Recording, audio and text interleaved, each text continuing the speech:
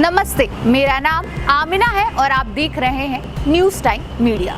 कई महीने से चल रही अटकलों के बाद एनसीपी नेता अजीत पवार महाराष्ट्र की शिंदे सरकार में शामिल हो गए। अजीत पवार महाराष्ट्र के डिप्टी सीएम बन गए। 2 जुलाई को यानी कि कल पवार के साथ छगन भुजबल सहित 8 विधायकों ने मंत्री पद की शपथ ले ली। इसके बाद अजीत पवार ने प्रेस कॉन्फ्रेंस में कहा कि उन्हें एनसीपी के सभी लोगों का आशीर्वाद मिला हुआ है। उन्होंने कहा कि राष्ट्रवादी कांग्रेस में सब आते हैं और सभी विधायक उनके साथ हैं। अजीत पवार ने जोर देकर कहा, सभी का मतलब सभी साथ हैं। अजीत पवार समेत 9 बड़े एनसीपी नेता बीजेपी शिवसेना सरकार में शामिल हो गए। अब इन सभी के खिलाफ एनसीपी ने अयोग्यता याचिका यानी कि डिस्क्वालिफिकेशन पिटीशन दायर कर दी है। इस बात की जानकारी महाराष्ट्र एनसीपी अध्यक्ष जयंत पाटिल ने दी है।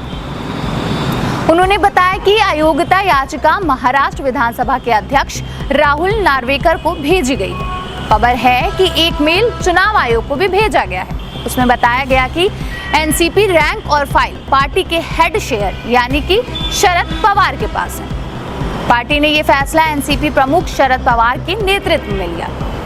जयंत पाटिल ने 2 जुलाई यानी कि कल ही एक प्रेस कॉन्फ्रेंस के दौरान कहा कि 9 विधायक एक पार्टी के नहीं हो सकते। इन विधायकों का शपथ लेना पार्टी लाइन के खिलाफ है। उन्होंने एनसीपी प्रमुख की अनुमति के बिना शपथ ले ली है। 9 विधायक तकनीकी तौर पर पार्टी से अयोग्य करार दिए गए हैं। हमने विधानसभा स्पीकर से जल्द सुनवाई करने की रिक्वेस्ट की है। उन्होंने आगे कहा, एनसीपी के इन विधायकों को गद्दार नहीं कहा जा सकता क्योंकि उनका विश्वासघात अब तक साबित नहीं हुआ है।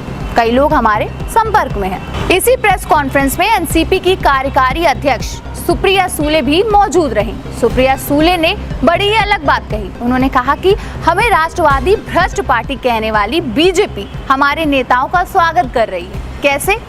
उनसे पूछना चाहिए। अजीत पवार के विचार अलग हो सकते हैं, लेकिन मैं अपने बड़े भाई से कभी भी नहीं लड़ सकती। मैं हमेशा उन्हें एक बहन की तरह प्यार करूंगी। अजीत पवार हमेशा मेरे बड़े भाई रहेंगे और चाहे कुछ भी हो जाए। वो बोली कि एनसीपी हमारा परिवार है और वो इसमें 2 दशकों से काम कर रही है। अजीत पवार से उनके रिश्ते नहीं बदलेंगे।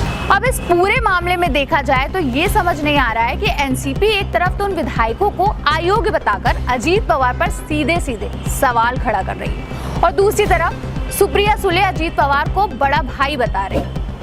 खैर, आपको पूरा एनसीपी का जो प्लान है अगर समझ में आया हो तो हमें जरूर बताइएगा, क्योंकि क्या चल रहा है महाराष्ट्र राजनीति में ये हमें अभी फिलहाल नहीं समझ में आ रहा है। अगर आपको समझ में आ रहा हो तो हमें कमेंट सेक्शन में जरूर बताइएगा। फिलहाल हमें दीजिए इजाजत और देखते रहिए न्यूज़ टाइम मीडिया।